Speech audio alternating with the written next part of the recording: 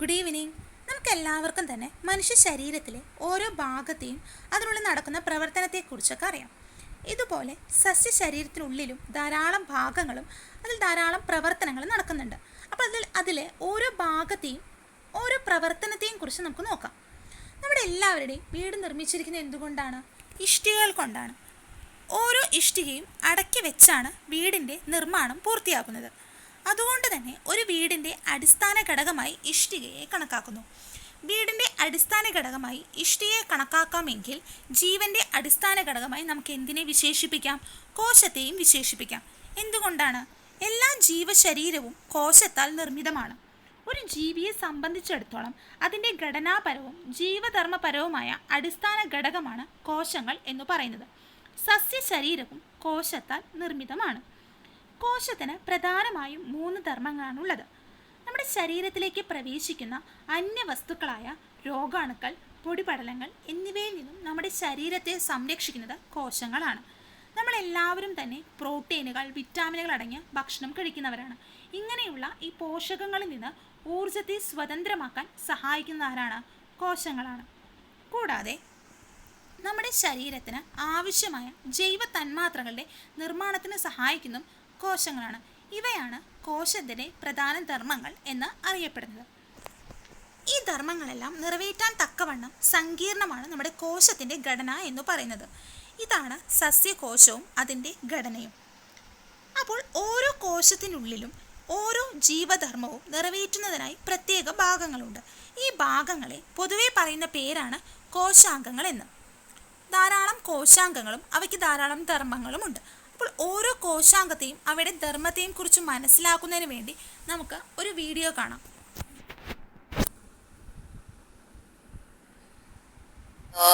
Crack it open. What we see here is a bunch of bodies called organelles. All the organelles are floating inside a jelly-like fluid called cytoplasm. This light green layer over here is the cell membrane. The cell membrane protects the cytoplasm from the outside environment. And remember, unlike animal cells, plant cells are covered with another protective layer called the cell wall. The cell wall and the cell membrane hold together the insides of the cell. And thanks to the rigidness of the cell wall, plants can grow very high. Small holes in the cell wall let certain materials in or out of the cell. Now let's return to the organelles. By the way, the word organelle actually means little body, and each of these tiny little organs floating in the cytoplasm does a special and unique job. Actually, if you look at the cell as a whole, it actually resembles a tiny, fantastic city with its food factories and powerhouses, post offices, and so on. Let's start with the nucleus. Here it is, the command center of the cell. It stores genetic information of the cell and controls the complex processes that take place inside the cell. This little guy inside the nucleus is called the nucleolus. The nucleolus produces ribosomes, and we will get to them later. And here outside the nucleus, we see a network of membranes folded into sacs. These sacs form interconnected channels, all connected to the openings in the nucleus. This network of membranes is called the endoplasmic reticulum, or ER.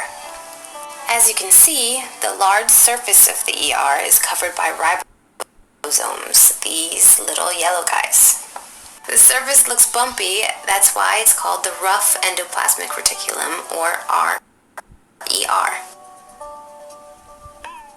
And do you see how busy these ribosomes are?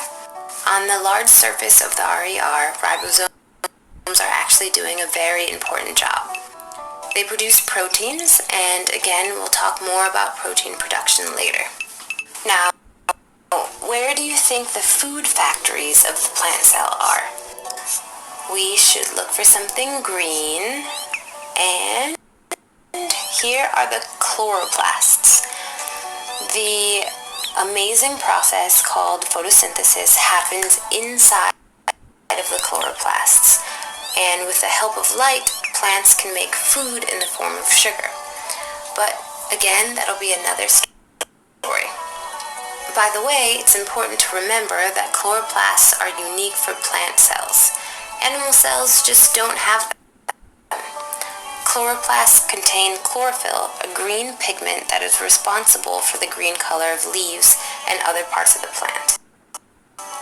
This huge blue bubble over here is the vacuole. Plant cells actually have several vacuoles, but the main one, the big one, is called the central vacuole. It works like a storage or a water tank. It's huge and can actually occupy up to 80% of the cell. We can think of it as the warehouse of the cell, storing nutrients, waste products, and other chemicals.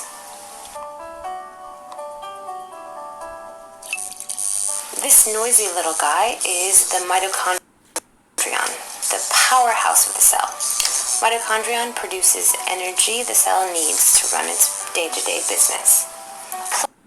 Plural for mitochondrion is mitochondria, so if you hear both of the terms, don't get confused. Both plant and animal cells have mitochondria. Every cell needs a powerhouse. And finally, we have the post office. If you look, it seems like this thing is actually made of layered pancakes. What can I say? This is how the cell's post office looks like. The official name of this organ is the Golgi complex. You might also hear names like the Golgi body or the Golgi apparatus. They're all correct. The Golgi complex takes in proteins and other materials, combines or modifies them, assigns destinations inside or outside of the cell, packs them up nicely, and sends them off to their destinations.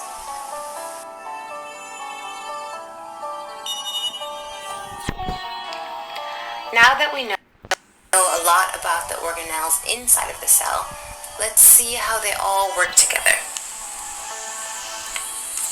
One of the main functions, or one of the main jobs that the cell does, is making all sorts of materials like proteins or lipids. Now let's dive into how proteins are made. Everything starts at the nucleolus. You remember the nucleolus, that little guy inside of the nucleus.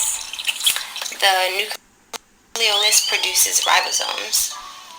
You might have already guessed what ribosomes. ഓരോ കോശാംഗത്തെയും അതിൻ്റെ ധർമ്മത്തെയും ഈ വീഡിയോയിൽ നിന്ന് നിങ്ങൾക്ക് മനസ്സിലായിട്ടുണ്ടാകും. എന്നാലും നമുക്ക് ഓരോന്നിനെയും വിശദമായി തന്നെ നോക്കാം. ഇതിലെ ആദ്യത്തെ കോശാംഗമാണ് മൈറ്റോകോൺട്രിയ എന്ന് പറയുന്നത്. നമ്മൾ ആദ്യം പറഞ്ഞു കോശം എന്ന് പറയുന്നത് ജീവൻ്റെ അടിസ്ഥാന ഘടകമാണെന്ന്. ഈ കോശത്തിനുള്ളിലെ ഊർജത്തിൻ്റെ നിർമ്മാണത്തിനും സംഭരണത്തിനും സഹായിക്കുന്നതാണ് മൈറ്റോകോൺട്രിയൻ. അതുകൊണ്ട് തന്നെ കോശത്തിൻ്റെ ഊർജ നിലയം എന്ന പേരിൽ മൈറ്റോകോൺട്രിയൻ അറിയപ്പെടുന്നു. നമ്മുടെ ശരീരത്തിൽ ഊർജം ഏറ്റവും ആവശ്യമുള്ള ഭാഗമാണ് കരൾ, തലച്ചോർ, പേശികൾ മുതലായവ. ഇവയുടെ കോശങ്ങളിലാണ് മൈറ്റോകോൺട്രിയ ഏറ്റവും കൂടുതൽ കാണപ്പെടുന്നതും. മൈറ്റോകോൺട്രിയന് ശേഷം വരുന്ന അടുത്ത കോശാംഗമാണ് എൻഡോപ്ലാസ്മിക് റെറ്റിക്കുലം എന്ന് പറയുന്നത്.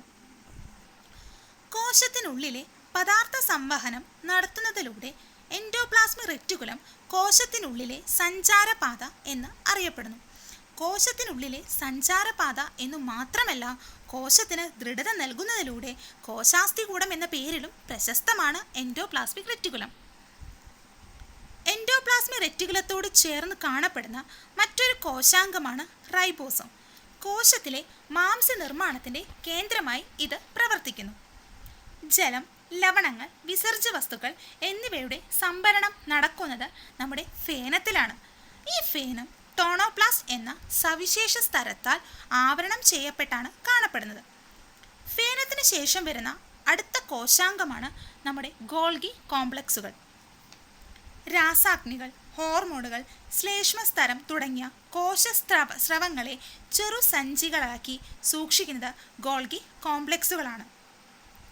അപ്പോൾ പ്രധാനമായും ഇത്ര കോശാംഗങ്ങളാണ് ഒരു കോശത്തിനുള്ളിൽ കാണപ്പെടുന്നത്: മൈറ്റോകോൺട്രിയോൺ, എൻഡോപ്ലാസ്മിക് റെറ്റിക്കുലം, റൈബോസോം, ഫേനം, ഗോൾഗി കോംപ്ലക്സ് എന്നിവ. ഈ പറഞ്ഞതിൽ നിന്നും ഓരോ കോശാംഗത്തെയും അതിൻ്റെ ഭാഗങ്ങളെയും തരംതിരിച്ചെഴുതാൻ ഒന്ന് ശ്രമിച്ചു നോക്കൂ. Thank you.